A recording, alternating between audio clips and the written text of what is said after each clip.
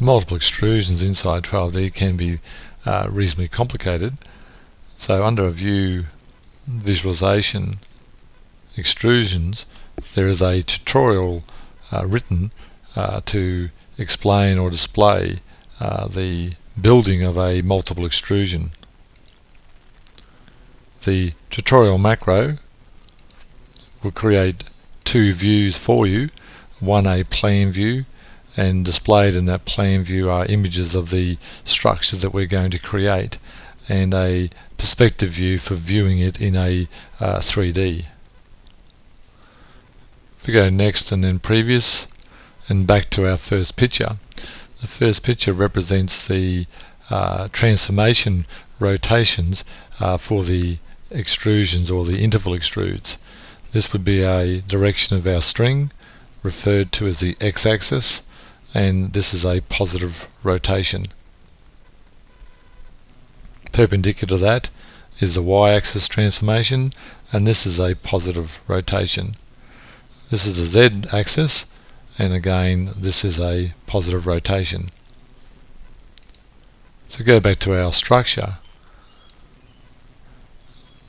The structure we're seeing here at the moment, highlighted in our view here, is the bearer below the floorboards.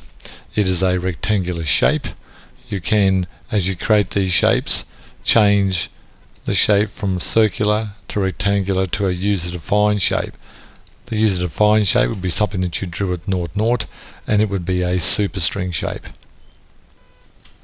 To see the 3D structure, you select Create, and it creates a line inside your perspective view. The 3D view option will then apply the extrusion. If I turn on my shade, you better see the extruded bearer shape. At the moment it is a string extrude which runs parallel to your design string that you select, but the shape is offset, in this case by a negative distance below the deck surface. Again, the cross-sectional shape of the bearer is 250 mm deep by 50 mm wide. We'll then go next. This particular string extrude is the wireframe for our bridge structure, and it has a diameter or radius, and it's offset 0.2 meters above your design string level.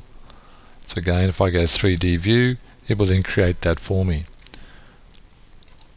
If I go to the next one here, I can change the size in this tutorial, and I go 3D view, and then it'll then show the wireframe twice the size.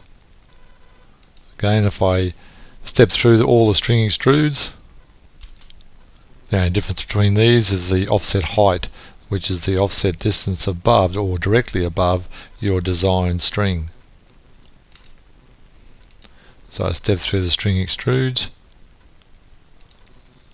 displaying each one. This next part is the interval extrudes. In this case it would be the vertical posts. Again, the type of shapes that you can extrude here are circles, rectangle, and again user. The interval is the spacing of the posts, 2.4 meters. In this case the shape is 0.3 in the x direction and 0.15 in the y direction. The extruded path is defined as the x, in this case here, the y direction. The y direction is this way here. So prior to the rotation, our shape is laying flat on the ground. So a positive y distance on this side here and a negative y distance on this side.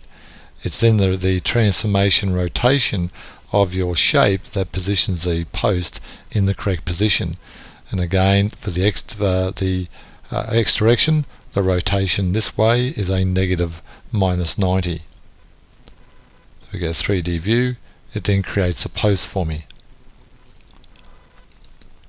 If I now step through to the small extrusion here, it has to continue on from the extruded path of the previous one. So it was 1 meter to this side here, and 1.05, so the 50 millimeters gives me the thickness of the extrusion. Again, for the capping, we've got a circle shape, Again, the same spacing as the other posts, and its extruded path is again the 1.15, the top of the previous circle extrude, and then to 1.15.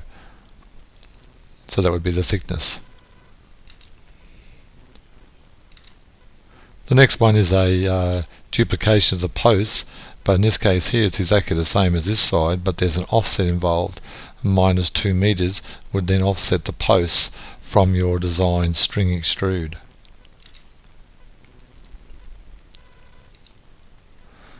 The last part is the decking. In this case here there is no rotation. The spacing of the decking and the rectangular shape, 0.3 in the X direction and 0.1 in the Y, and the Y value for the extruded path, again 0.3 on this side and minus 0.23 on the other side. And again we go 3D view, and then shows the extruded decking shape. Select next. These next options are just showing you the rotation effect. In this case here we're rotating this way in the X direction, minus 45 degrees. So again we go 3D view, and it shows you the extruded shape. That's the 90-degree one that we've done before. Again, this one here is a 90-degree rotation, but also a rotation in the Y direction of 45 degrees. So we go 3D view, then it creates that for me. Last of all is a rotation in all three transformation axes, in the X direction, the Y direction, and now the rotation in the Z direction.